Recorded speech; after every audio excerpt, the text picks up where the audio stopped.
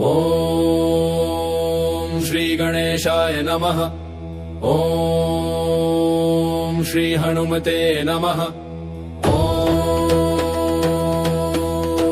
पंचमुखी हनुमते नमः। पंचवक्त्रं महाभीमं त्रिनेत्रं च महाबलं सिंहिका गर्भसम्भूतं हनुमन्तं नमाम्यहम्।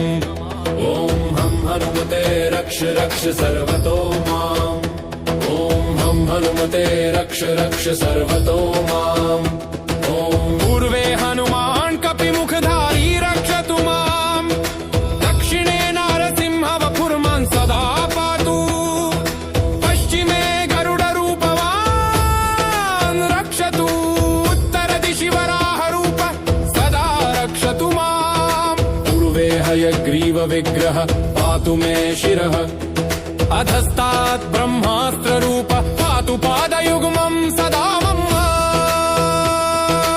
अष्टदिशि रक्षतु पञ्चवक्त्रः।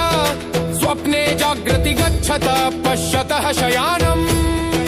पश्यन्तं हसन्तं चलन्तं सर्वदा रक्षतु हनुमान् महाबलः। अंजनीसुताय महाबलाय रामदूताय नमः। ॐ किलकिलाय वीराय